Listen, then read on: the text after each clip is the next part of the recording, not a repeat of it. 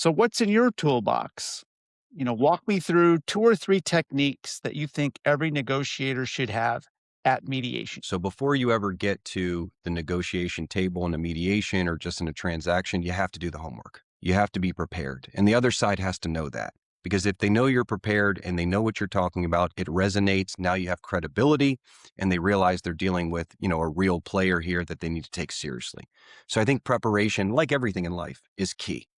And every mediation is different. I wish that I could say that I always kind of use the same 3 tools, but I don't. I always realize that every case is different.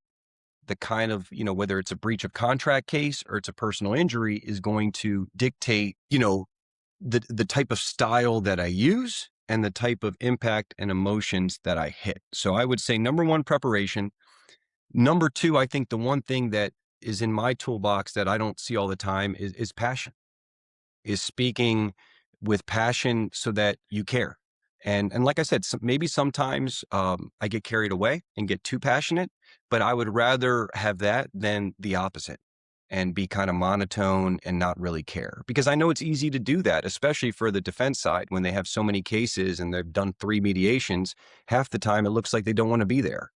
And I want the adjuster to show again that I want to be there. There's no other place I'd rather be than at that mediation. And they have my full attention. And I try to make sure that all the information that I have is given to them well in advance. I also really try to speak to the mediator in advance of the mediation, because I just think it's important that if you're going to ask a mediator to step in and, for example, do the job that you do, which is not easy, you have to be prepared with all the facts, all the details that you just can't get from just a pleading, right? So I know, for example, Patrick, you always set up phone calls. And the one thing that I've loved that you've always done is that you offer to stay in touch and follow up after mediations. So I would say that, number 1, preparation, passion. And then the third thing is likability. I want the other side to leave saying, I realize we're on opposite sides of the V, but man, he's not a bad guy.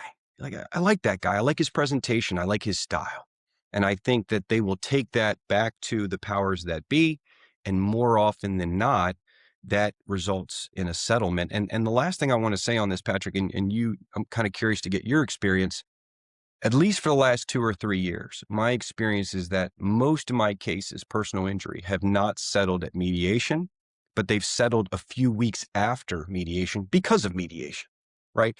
So I go into the mediation with very low expectations, not expecting a settlement, but to get the conversation started. And I think once I've kind of, when I first started out, I was so excited the night before mediation, we're going to get the big settlement and the client. And if it wouldn't happen, I'd be so disappointed, right? Now I've come to expect that it's a process. And the mediation, from my standpoint, is really opening those lines of communication, sizing up the other side so that after the mediation, they can go back to the powers that be and get whatever settlement authority they need. And then if you have a mediator that's willing to stay in the game and stay in contact with both sides, the mediation continues. And then the case settles a few weeks after and the client is happy. So I know it's kind of a long-winded answer. I apologize. But there's just so many different components that go into it, all starting with preparation, being authentic, being passionate, preparing your client. And I think if you do those things, if it doesn't settle at mediation, oftentimes it settles shortly thereafter. We hope you enjoyed this episode of the Meaningful Mediation Podcast. If you did, be sure to like, subscribe, and comment. Additional episodes can be found on YouTube and your favorite podcast channels. Until next time, less dispute, more resolution.